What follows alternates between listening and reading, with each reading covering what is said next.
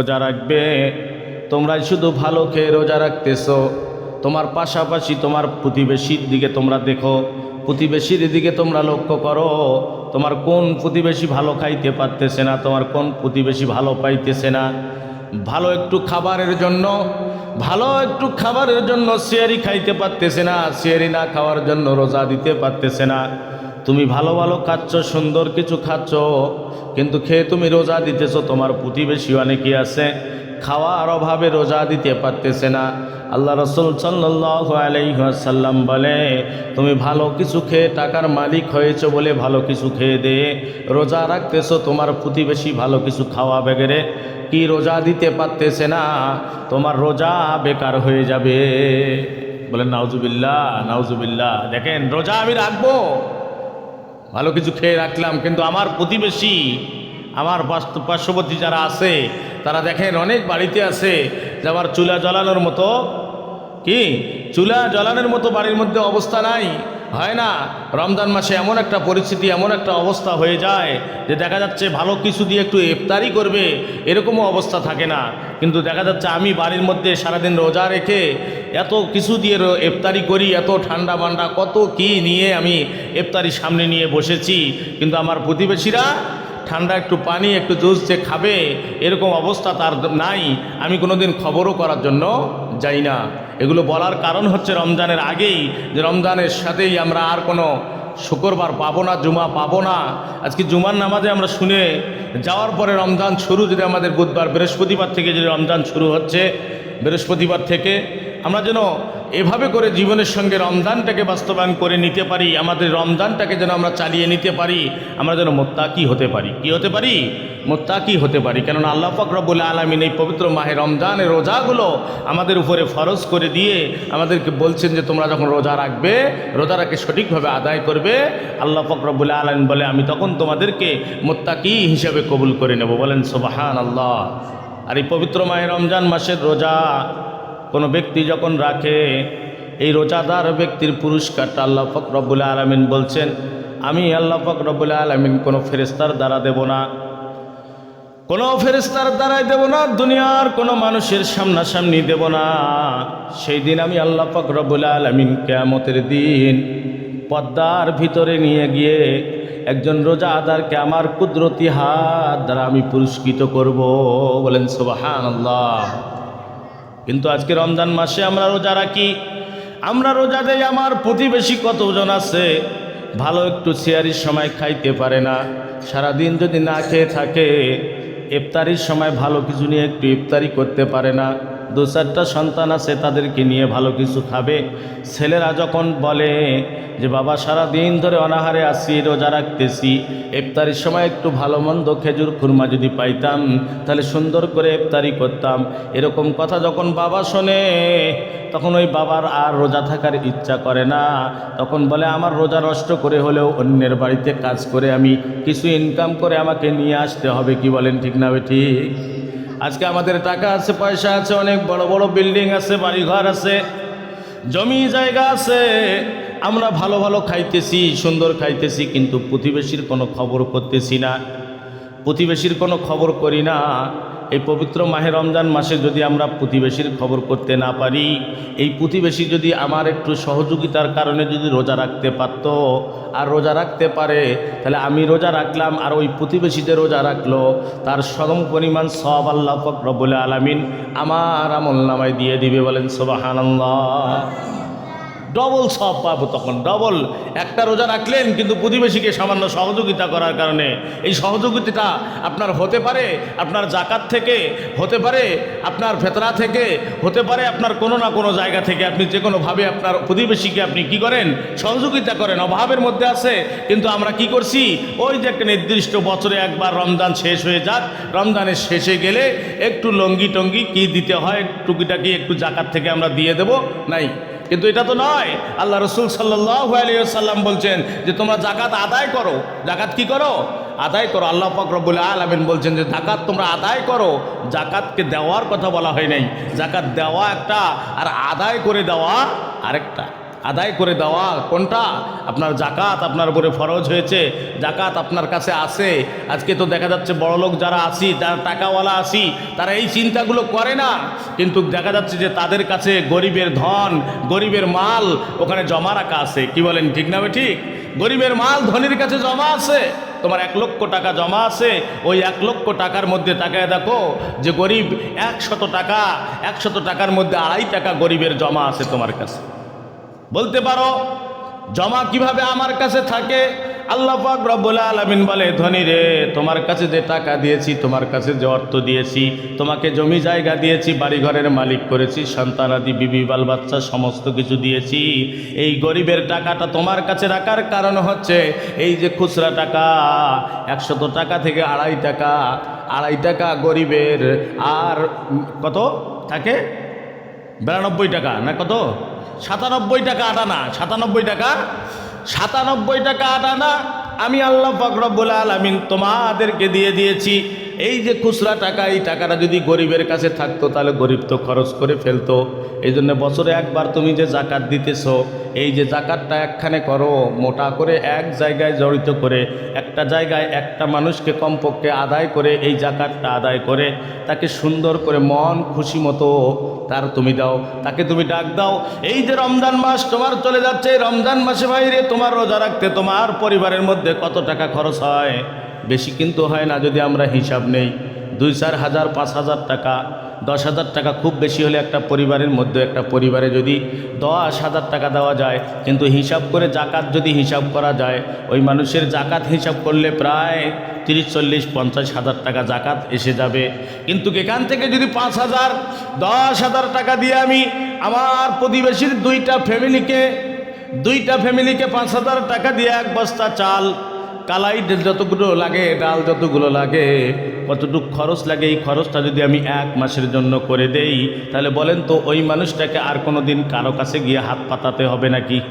আর কোনো দিন হাত পাতাতে হবে না। কিন্তু আমরা নির্দিষ্ট করে রাখছি 50 টাকা জমা রাখছি পকেটের মধ্যে। আমার প্রতিবেশী গরিব আছে, অসহায় আছে, আমি তাকে কি করব? ওই 50 টাকা দিয়ে দেব। হয়তো সেটা আমার কি হবে? জাকাতের থেকে যাবে, নয়তো আমার ফেতরা থেকে যাবে। কিন্তু এরকম নয়।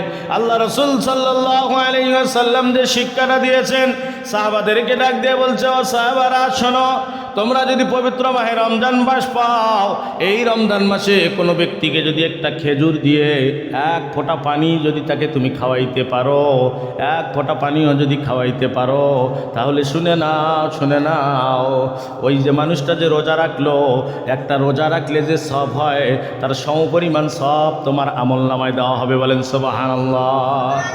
রমজান মাস আমাদের কাছে আসতেছে, দেখেন কত বড় পুরস্কার নিয়ে, কত বড় উপহার নিয়ে আমাদের কাছে আসতেছে, কিন্তু তারপরেও এই উপহার, এই পুরস্কার ধরার জন্য আমরা সামান্য চেষ্টা আমরা করি না।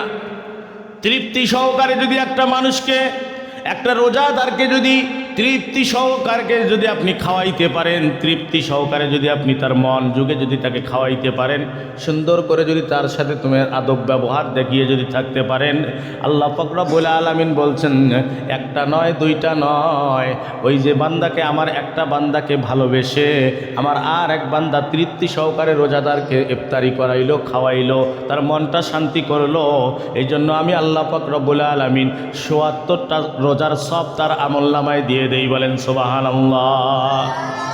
এরকম দেখতে ইতিহাস খুঁজলে পাওয়া যায়। আল্লাহর এক বান্দা ছিল, তার 2টা সন্তান ছিল, বিবি ছিল, অনেক গরিব মানুষ, অসহায়। এই গরিব কি করলো? রমজান মাসে রোজা আছে, তার ফ্যামিলির সবাই রোজা আছে, বাচ্চারা কাঁদতেছে, বাবা গো সারাদিন ধরে রোজা আছি, ইফতারির সময় একটু ভালো মন্দ খাইতে পারলে খুব ভালো লাগতো। এবার বাবার কাছে টাকা নাই, পয়সা নাই, ভালো কিছু আনতেও পারে না। পাশেই প্রতিবেশীর কাছে, গরিব প্রতিবেশীর কাছে চলে গেছে, টাকাওয়ালা মানুষের কাছে চলে গেছে, ডাক দিয়ে বলতেছে, ভাই গো আমাকে যদি কিছু টাকা দিতেন, এটা ধার হিসেবে দেন, ফরজে হাসানা হিসেবে দেন, আমাকে দেন, আমি এটা দিয়ে একটু ভালো মন্দ আমার সন্তানগুলোকে আমি খাওয়াবো, আমার সন্তানেরা ইফতারির সময় ভালো কিছু খাইতে চেয়েছে, ও ভাই আমাকে কিছু টাকা ফরজে হাসানা দেন। গরিব এবার ধনী ব্যক্তি, এই ধনী ব্যক্তি কি করলো এই ধনী ব্যক্তি? এবার গরিব ব্যক্তিকে ডাক দিয়ে বলতেছে, গরিব রে, তোকে টাকা দেওয়া যাবে না, আর তোকে টাকা দিলে কোনোদিন আমি ফেরত পাবো না, যাও যাও। তাকে দূর করে খেতে দিলেন। এবার দূর করে যখন খেতে দিলেন, অসহায় গরিব বাবা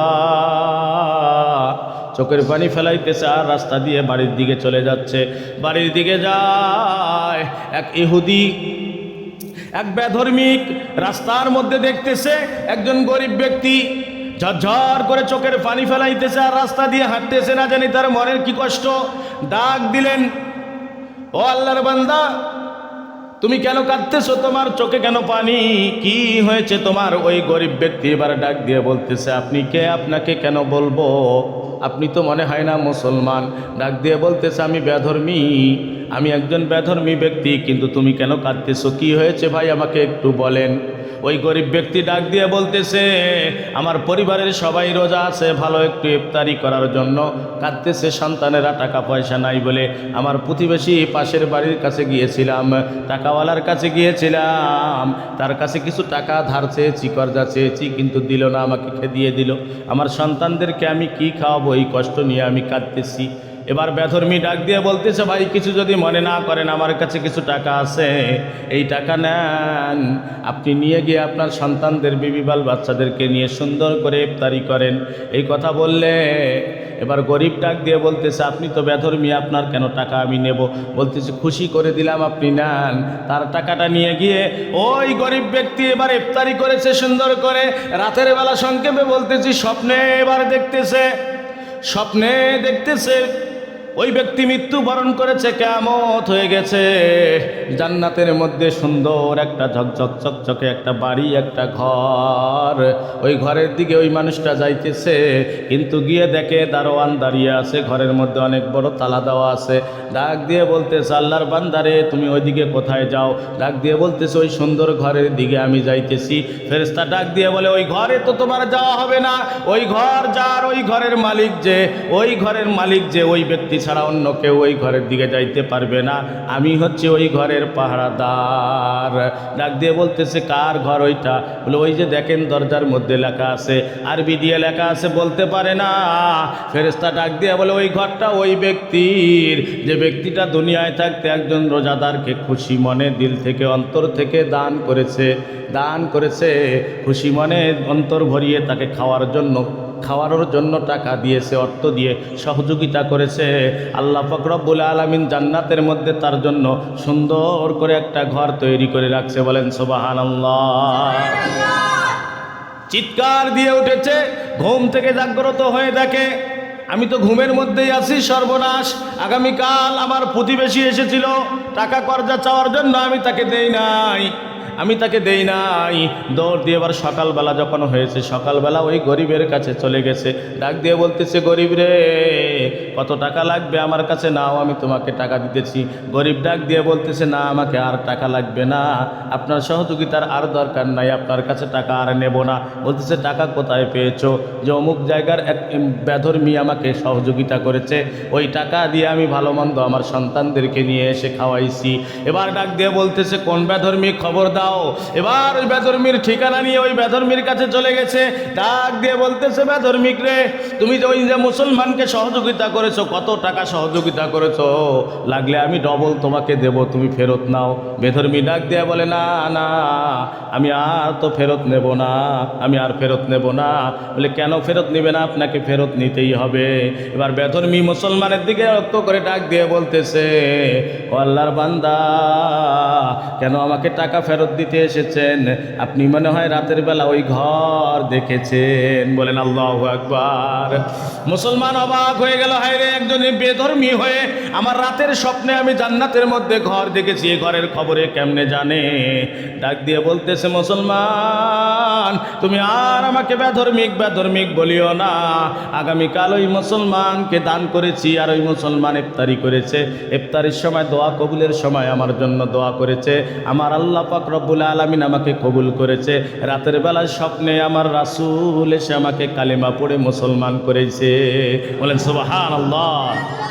আল্লাহ পাক রব্বুল আলামিন আমাদের সকলকে এই পবিত্র মাহে রমজান মাস আসতেছে, নিজে রোজা সুন্দর করে যেন রাখতে পারি, অন্যকে সহযোগিতা করে সকলকে যেন ভালো মন্দ নিয়ে খেয়ে শেয়ারি ইফতারি সকলেই একই সাথে করতে পারি। আল্লাহ পাক রব্বুল আলামিন যেন তৌফিক দান করে।